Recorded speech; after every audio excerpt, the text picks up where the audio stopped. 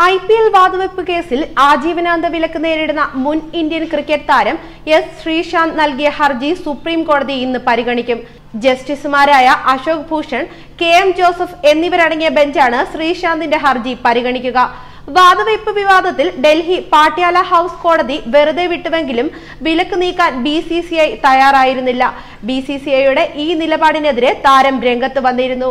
എന്നാൽ ശ്രീശാന്തിനെ വിലക്കിയ BCCIയുടെ നടപടി കേരള ഹൈക്കോടതി നേരത്തെ തന്നെ ശരിവച്ചിരുന്നു. ഈ സാഹചര്യത്തിലാണ് താരം സുപ്രീം കോടതിയിൽ ഹർജി നൽകിയത്. നേരത്തെ കേസ് പരിഗണിച്ചപ്പോൾ BCCIയുടെ നടപടി ക്രൂരമാണെന്നും ചെറിയ മത്സരങ്ങളിൽ പോലും പങ്കെടുക്കാൻ കഴിയുന്നില്ലെന്നും ശ്രീശാന്ത് വാദിച്ചിരുന്നു. BCCI തനിക്കെതിരെ ഏർപ്പെടുത്തിയിരിക്കുന്ന വിലക്ക് തികച്ചും നീതിരഹിതമാണെന്നും മുൻ ഇന്ത്യൻ ക്രിക്കറ്റ് താരം വിമർശിച്ചിരുന്നു. നേരത്തെ തന്നെ താരം BCCIക്കെതിരെ രംഗത്തെത്തിയിരുന്നു.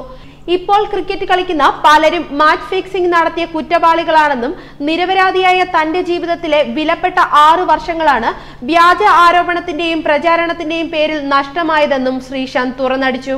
എന്റെ ജീവിതത്തിലെ വിലപ്പെട്ട 6 വർഷങ്ങളാണ് എനിക്ക് നഷ്ടമായത്. എന്നെ വിശ്വസിക്കൂ, ഇപ്പോൾ ക്രിക്കറ്റ് കളിക്കുന്ന പലരും മാച്ച് ഫിക്സിംഗ് നടത്തിയ കുറ്റവാളികളാണ്. പക്ഷെ അവരൊക്കെ ഇപ്പോഴും നിർബാധം കളിക്കുമ്പോൾ തീർത്തും നിരപരാധിയായ എനിക്ക് ദുഃഖം തോന്നുകയാണ് എന്നതായിരുന്നു ശ്രീശാന്തിന്റെ പ്രതികരണം. തനിക്ക് സ്വന്തം കുഞ്ഞുങ്ങൾ പഠിക്കുന്ന സ്കൂൾ ഗ്രൗണ്ടിൽ പോലും പോകാനുള്ള അനുമതിയില്ല. കോടതിയിൽ നിന്നും ക്ലീൻ ഷീറ്റ് ലഭിച്ചിട്ട് പോലും ഇനിയും കാത്തിരിക്കേണ്ട ഗതികേടിലാണ് താനെന്നും ശ്രീശാന്ത് കൂട്ടിച്ചേർത്തു. ക്രിക്കറ്റ് എനിക്ക് പ്രാണവായുവാണ്. രാജ്യത്തിന് വേണ്ടി ജേഴ്സി അണിയുക എന്നതിൽ പരം മറ്റൊരു അഭിമാനവും തനിക്കില്ല. തനിക്ക് നീതി ലഭിക്കുമെന്നും രാജ്യത്തിന് വേണ്ടി ഇനിയും കളിക്കാൻ കഴിയുമെന്നുമാണ് പ്രതീക്ഷയെന്നും ശ്രീശാന്ത് കൂട്ടിച്ചേർത്തു. ന്യൂസ് ഡെസ്ക് മലയാളി വാർത്ത.